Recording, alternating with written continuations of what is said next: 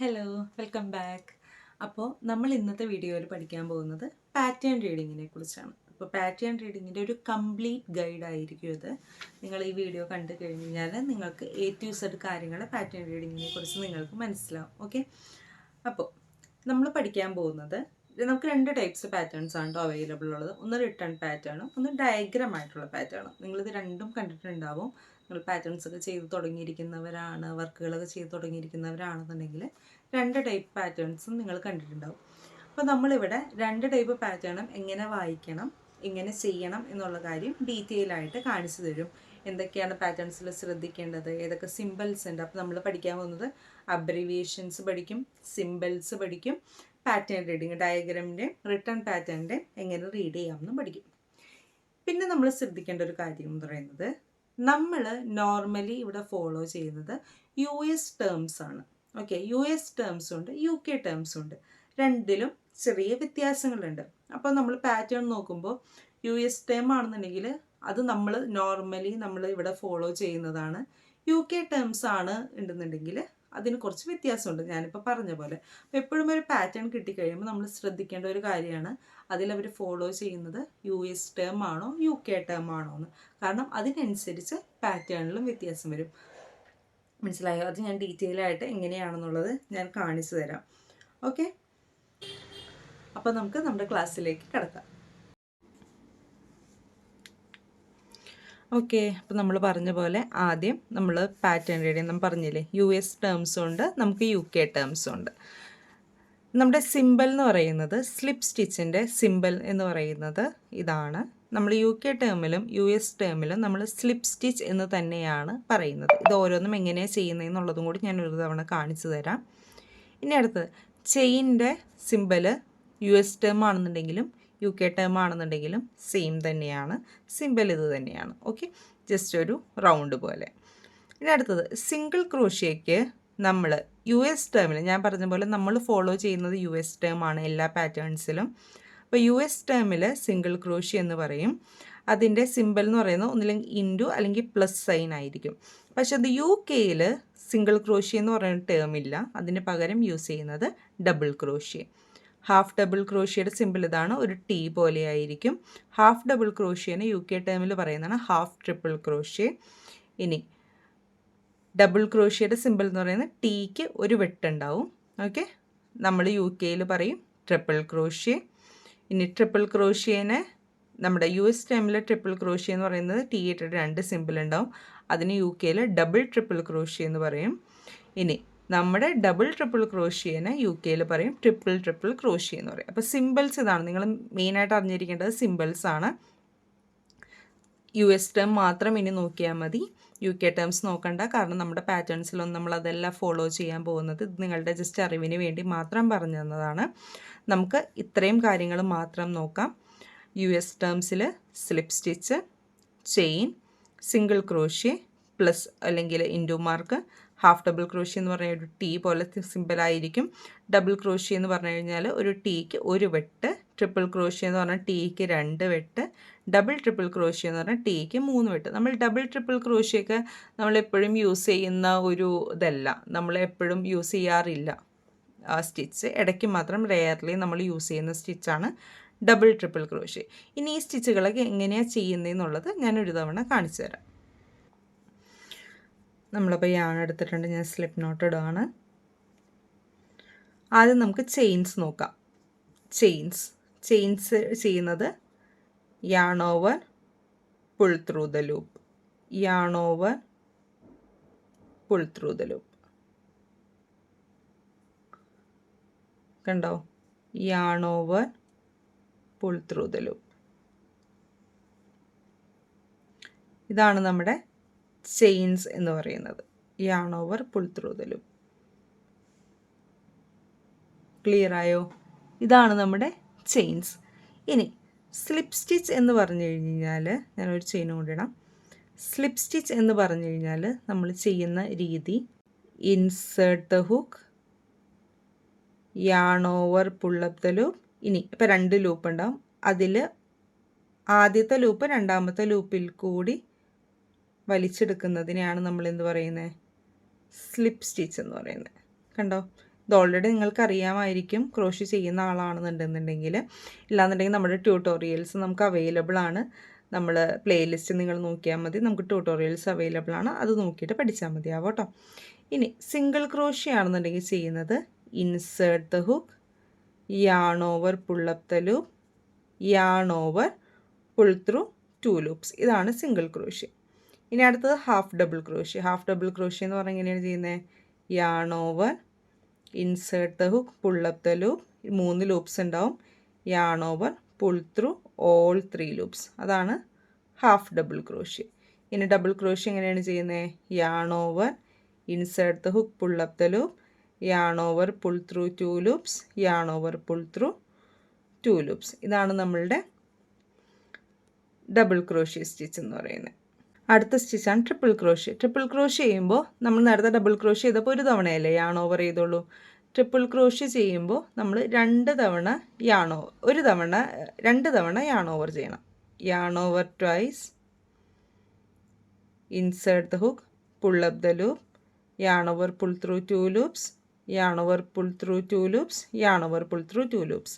ഇനി നിങ്ങൾ സിമ്പിളിലും കൂടി നോക്കിക്കഴിഞ്ഞ് കഴിഞ്ഞാൽ നിങ്ങൾക്ക് ഇവിടെ മനസ്സിലാവും ഹാഫ് ഡബിൾ ക്രോഷ്യക്ക് വരുന്നില്ല. ഡബിൾ ക്രോഷ്യ വരുമ്പോൾ ഒരു തവണ ഹാഫ് ഡബിൾ ക്രോഷ്യക്ക് ചുറ്റലുണ്ട്, പക്ഷേ ജസ്റ്റ് ടി എന്നുള്ള സിമ്പിളുള്ളൂ. ഡബിൾ ക്രോഷ്യക്ക് ഒരു തവണയാണ് നമ്മൾ ആദ്യം യാൺ ഓവർ ചെയ്യുന്നത്. ട്രിപ്പിൾ ക്രോഷ്യ വരുമ്പോൾ 2 തവണ യാൺ ഓവർ ചെയ്യുന്നില്ല. അപ്പോൾ 2 ടീയിൽ 2 ലൈൻസ് ഉണ്ടാവും, ക്രോസ് ഉണ്ടാവും. പിന്നെ ഡബിൾ ട്രിപ്പിൾ ക്രോഷ്യ എന്ന് പറയുമ്പോൾ നിങ്ങൾ ശ്രദ്ധിച്ചിട്ടുണ്ടെങ്കിൽ മനസ്സിലാവും 3 ക്രോസ് ഉണ്ട്. അപ്പോൾ ഡബിൾ ട്രിപ്പിൾ ക്രോഷ്യ ചെയ്യുമ്പോൾ 1 2 3 3 തവണ യാൺ ഓവർ ചെയ്യുക, insert the hook, yarn over, pull up the loop, yarn over, pull through 2 loops, yarn over, pull through 2 loops, yarn over, pull through 2 loops, yarn over, pull through 2 loops. Okay, ഇതാണ് double triple crochet. അപ്പോൾ നിങ്ങൾക്ക് കാണുമ്പോൾ തന്നെ അറിയാം size difference വരുന്നത് അല്ലേ. ഓരോന്നിൻ്റെയും സ്റ്റിച്ചുകളിൽ നിന്ന് വരുമ്പോൾ സൈസ് ഡിഫറൻസ് വരും. അപ്പോൾ ഈ ഓരോ സ്റ്റിച്ചിൻ്റെയും പ്രത്യേകത എന്ന് പറയുന്നത് ഓരോ സ്റ്റിച്ച് കഴിയുന്തോറും അതിൻ്റെ സൈസ് വ്യത്യാസം വരുന്നു എന്നുള്ളതാണ്. ഓക്കെ, സൈസ് കൂടിക്കൂടി വരും. നമുക്ക് ചെറിയ സ്റ്റിച്ചാണ് വേണ്ടതെന്നുണ്ടെങ്കിൽ നമ്മൾ സ്ലിപ്പ് സ്റ്റിച്ച്, കുറച്ചുകൊണ്ട് വലുതിന് single crochet, half double crochet, double crochet, ആ ഒരു രീതിയിലായിരിക്കും ചെയ്യുന്നത്. ഓക്കെ, ഇനി അടുത്തത് നമുക്കറിയേണ്ടത് എങ്ങനെ സ്റ്റിച്ചിനെ ഐഡൻറ്റിഫൈ ചെയ്യാം എന്നുള്ളതാണ്. ഇപ്പോൾ ഇൻഡിവിജ്വലി നമ്മൾ ചെയ്യുന്ന സ്റ്റിച്ചുകളാണ് എന്നുണ്ടെന്നുണ്ടെങ്കിൽ ഇത് കാണിക്കുന്നത് ഈ രീതിയിലായിരിക്കും. അതായത് ഒരു ചെയിൻ്റെ മുകളിൽ, ഇവിടെ ഇത് സിമ്പിളാണ് ഡബിൾ ക്രോഷ്യ. അപ്പോൾ ഒരു ചെയിൻ്റെ മുകളിൽ ഒരു ഡബിൾ ക്രോഷ്യ ചെയ്യണം എന്നുണ്ടെന്നുണ്ടെങ്കിൽ അത് കാണിക്കുന്നത് ഈ രീതിയിലായിരിക്കും. ഓക്കെ, അതായത്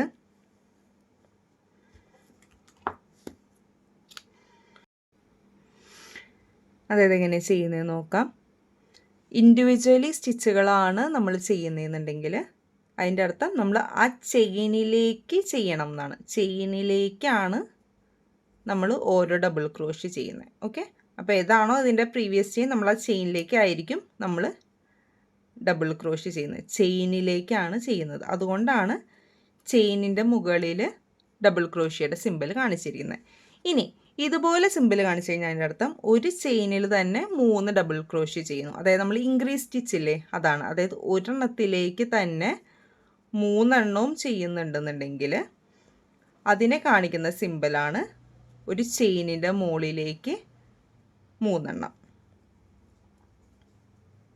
കണ്ടോ, ഒരു ചെയിനിൽ തന്നെ 3 എണ്ണം ചെയ്യുന്നതിനെയാണ് ഈ സിമ്പിൾ വെച്ച് കാണിച്ചിരിക്കുന്നത്.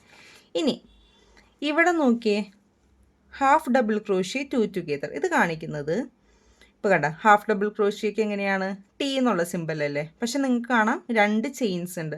2 ചെയിൻസ് കുറച്ച് ഒന്നാക്കുന്നതിനെയാണ് ഇങ്ങനെ കാണിച്ചത്. ഹാഫ് ഡബിൾ ക്രോഷ്യ 2 ടുഗെദർ എന്ന് പറഞ്ഞാൽ ഹാഫ് ഡബിൾ ക്രോഷ്യ ഡിക്രീസ് തന്നെയാണ്. അതിനെ തന്നെയാണ് നമ്മൾ ഹാഫ് ഡബിൾ ക്രോഷ്യ 2 ടുഗെദർ എന്ന് പറയുന്നത്.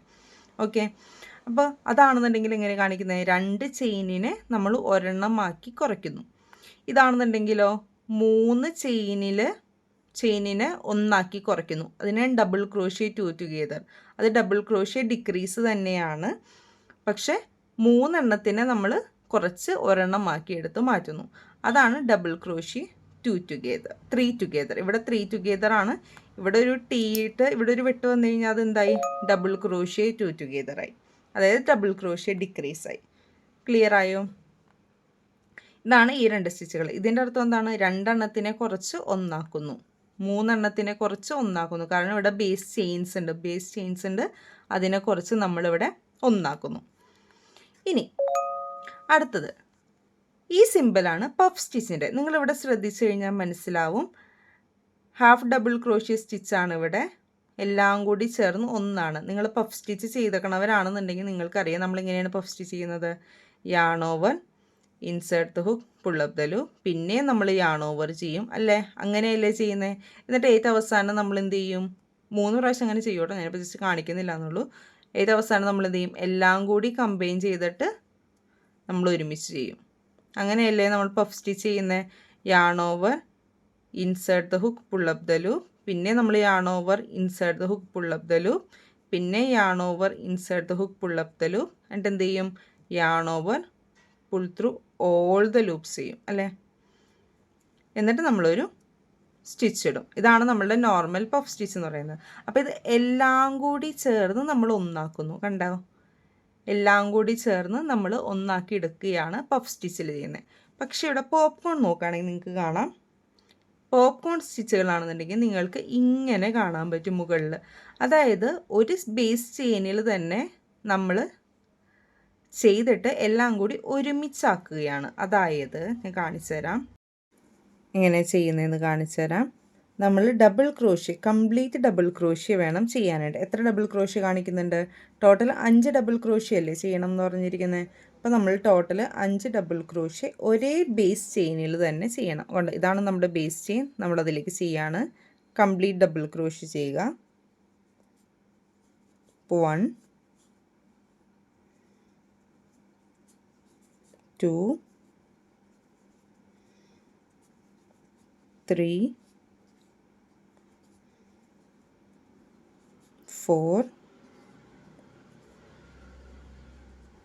5. 5 കംപ്ലീറ്റ് ഡബിൾ ക്രോഷ്യ ചെയ്ത് കഴിഞ്ഞ് കഴിഞ്ഞാൽ നമ്മൾ ചെയ്യേണ്ടത് നമ്മുടെ ആദ്യത്തെ സ്റ്റിച്ചിലേക്ക് പോവുക. അപ്പോൾ ആദ്യത്തെ സ്റ്റിച്ച് ഇതായിരുന്നു. 1 2 3 4 4 ആയിട്ടുള്ളൂ.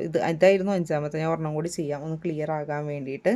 5 സ്റ്റിച്ച് നീറ്റ് കറക്റ്റായിട്ട് കാണാൻ വേണ്ടിയിട്ടാണ് ഞാൻ ഒരെണ്ണം കൂടി ചെയ്യാണ്. 5 എണ്ണം. ഓക്കെ, അപ്പോൾ നമ്മുടെ പാറ്റേണിൽ പറഞ്ഞിരിക്കുന്ന പോലെ 5 എണ്ണം ചെയ്തു. ഇനി നമ്മൾ ചെയ്യേണ്ടത് എന്താണെന്ന് വെച്ചാൽ, ഒന്നാമത്തെ സ്റ്റിച്ചിലെ 1 2 3 4 5 ഇതായിരുന്നു ഒന്നാമത്തെ. ഈ ഒന്നാമത്തതിലേക്ക് നമ്മൾ ഇൻസേർട്ട് ചെയ്തിട്ട് ഈ ലൂപ്പ്, നമ്മൾ കംപ്ലീറ്റ് ചെയ്ത് വെച്ചിരിക്കുന്ന ലൂപ്പ് ഇതിൽ കൂടി, ഈ ഒന്നാമത്തെ സ്റ്റിച്ചിൽ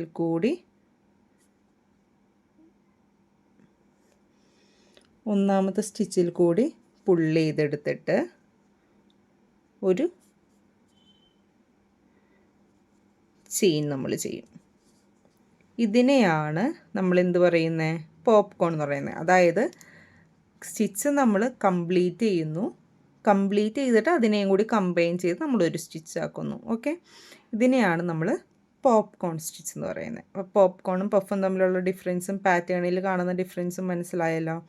അപ്പോൾ ഇതെല്ലാം കൂടി കമ്പൈൻ ചെയ്ത് ഒറ്റ ഇതാക്കണമായിരുന്നു എന്നുണ്ടെങ്കിൽ, അതായത് നമ്മൾ പഫ് ചെയ്ത പോലെ ചെയ്യണമായിരുന്നു എന്നുണ്ടെന്നുണ്ടെങ്കിൽ ഇങ്ങനെ വന്നേനെ, ഈ ഒരു പോയിന്റിൽ മുട്ടിയേനെ.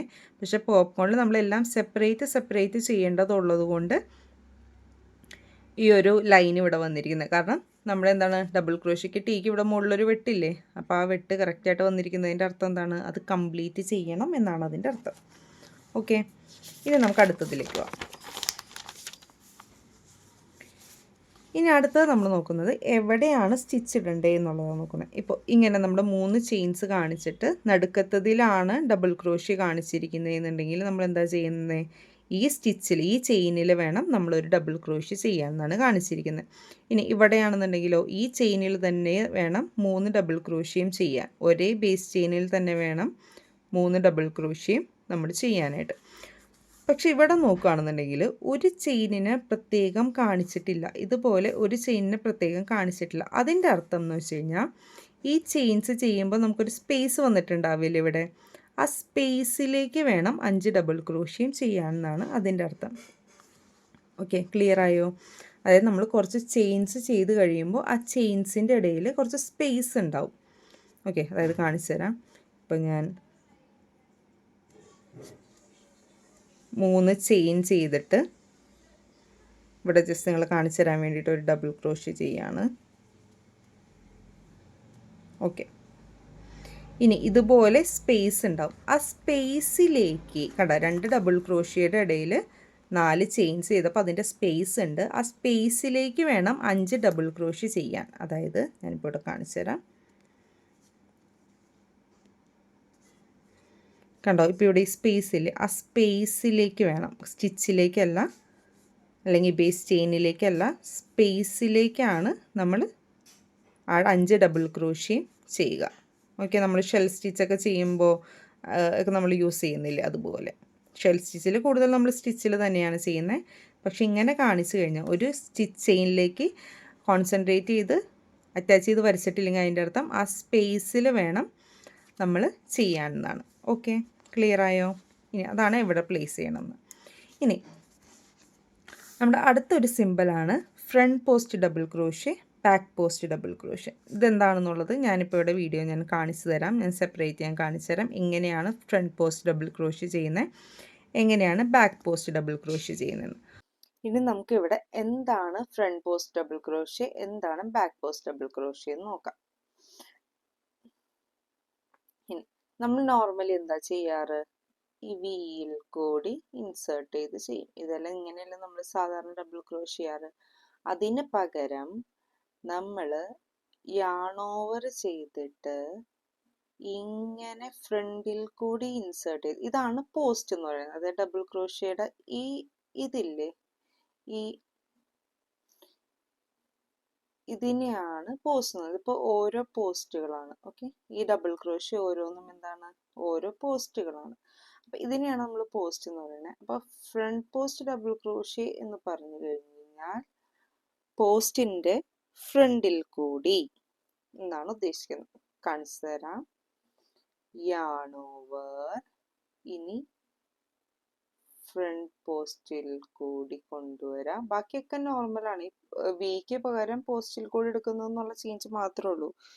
Yarn over pull through 2 loops, yarn over pull through 2 loops, ഇത്രേ ഉള്ളൂ. നമ്മൾ നോർമൽ ഡബിൾ ക്രോഷ്യ വിയിൽ ചെയ്യുന്നതിന് പകരം നമ്മൾ എന്ത് ചെയ്യുന്നു, പോസ്റ്റിൽ കൂടി ചെയ്യുന്നു, അത് ഫ്രണ്ടിൽ കൂടി. നമുക്ക് എത്ര എണ്ണം, നെക്സ്റ്റ് 3 എണ്ണത്തിനോട് ചെയ്യാൻ പറഞ്ഞാൽ yarn over, insert the hook through the post, yarn over pull through the loop, yarn over pull through 2 loops, yarn over pull through 2 loops.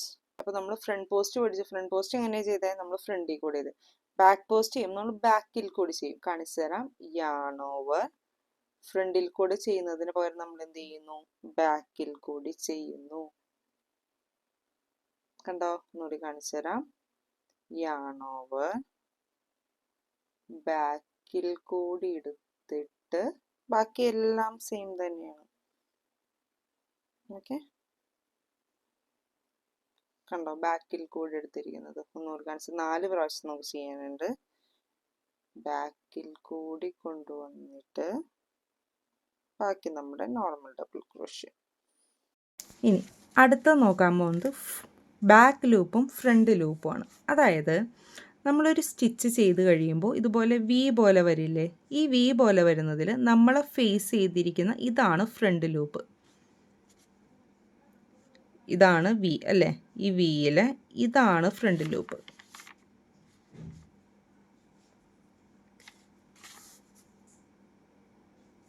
ഇതാണ് ഫ്രണ്ട് ലൂപ്പ്. ഈ ബാക്കിലുള്ള ലൂപ്പാണ് ബാക്ക് ലൂപ്പ്. അപ്പോൾ ഫ്രണ്ട് ലൂപ്പിൽ കൂടി ഇൻസേർട്ട് ചെയ്യാന്ന് പറഞ്ഞാൽ അതിൻ്റെ അർത്ഥം നമ്മൾ സ്റ്റിച്ച് നോർമലി ചെയ്യുമ്പോൾ എങ്ങനെയാണ്, ഈ വിയിൽ കൂടി കംപ്ലീറ്റ് ഇൻസേർട്ട് ചെയ്യല്ലേ. അതല്ലാതെ നമ്മൾ എന്ത് ചെയ്യുന്നു, ഈ ഫ്രണ്ടിൽ കൂടി മാത്രം ഇൻസേർട്ട് ചെയ്യുള്ളൂ. അതാണ് ഫ്രണ്ട് ലൂപ്പ് എന്ന് പറയുന്നത്. ഇനി ബാക്ക് ലൂപ്പ് എന്ന് പറഞ്ഞാൽ എന്താണ്, നമ്മൾ ഈ ബാക്കിൽ കൂടി മാത്രമായിരിക്കും ഏത് സ്റ്റിച്ചായാലും നമ്മൾ ചെയ്യുന്നത്. അതാണ് ബാക്ക് ലൂപ്പ് എന്ന് പറയുന്നത്. ഓക്കെ, അപ്പോൾ നമ്മളിത് കംപ്ലീറ്റ് സ്റ്റിച്ച് നോർമലി നമ്മൾ ചെയ്യുമ്പോൾ രണ്ടിൽ കൂടിയും ഇൻസേർട്ട് ചെയ്തിട്ടായിരിക്കും നമ്മൾ ഇതുപോലെ ആയിരിക്കും ചെയ്യുന്നത്. ഫ്രണ്ട് ലൂപ്പ് എന്ന് പറഞ്ഞു കഴിഞ്ഞാൽ എന്ത് ചെയ്യുക, ഫ്രണ്ടിൽ കൂടി മാത്രമാക്കുക. ബാക്ക് ലൂപ്പ് എന്ന് പറഞ്ഞു കഴിഞ്ഞാൽ ബാക്കിൽ കൂടി മാത്രമാക്കുക. ജസ്റ്റ് ഒന്ന് ഞാൻ കാണിച്ചു തരാം. ഓക്കെ, അപ്പോൾ ഫ്രണ്ട് ലൂപ്പിൽ കൂടെ ചെയ്യാന്ന് പറഞ്ഞാൽ നമ്മൾ ചെയ്യുന്നത്, ഞാൻ സിംഗിൾ ക്രോഷ്യ ചെയ്ത് കാണിച്ചു തരാം. ഫ്രണ്ട് ലൂപ്പിൽ കൂടെ ചെയ്യാന്ന് പറഞ്ഞാൽ ഞാൻ ഇൻസേർട്ട് ചെയ്യുമ്പോൾ കണ്ടോ, ഫ്രണ്ട് ലൂപ്പിൽ കൂടെ മാത്രമേ ഇൻസേർട്ട് ചെയ്യുള്ളൂ.